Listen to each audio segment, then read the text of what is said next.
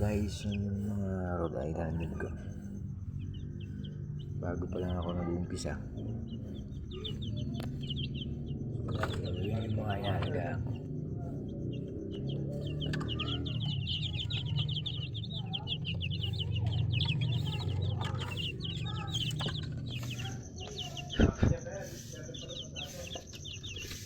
Yan sila guys, mga 15 peraso lang yan.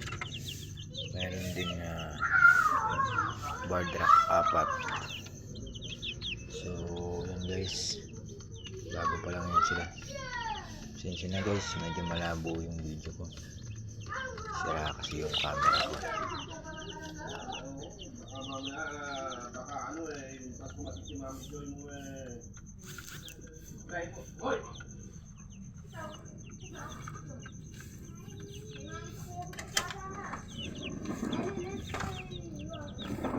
Ito naman yun guys, yung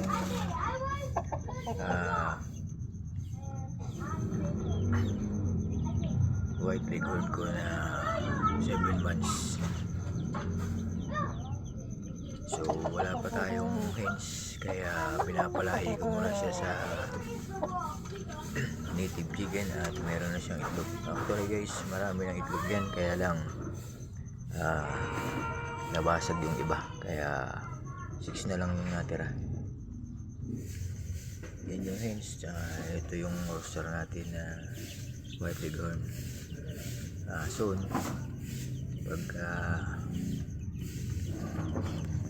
lumaki na yung ating Rhode Island Red na sisiw, nagkaroon tayo ng mga hens dito. Ikukusmrin natin to sila.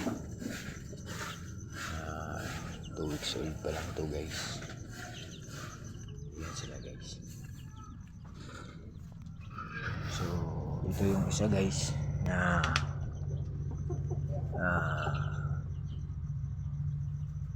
white leghorn natin. Magkapatid yan guys yun sa isa. Kaya lang siya medyo maliit siya ng konti dun.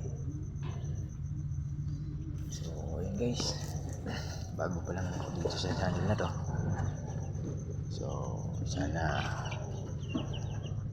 sa mga katulad kong baguhan ay magkaroon din ng opportunity para lumago yung inuumpisahan natin maliit na manukan.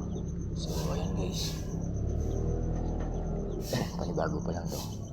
Sana soon dumami sila at magkaroon tayo ng maraming manok, dahil pangarap ko talaga magkaroon ng manok.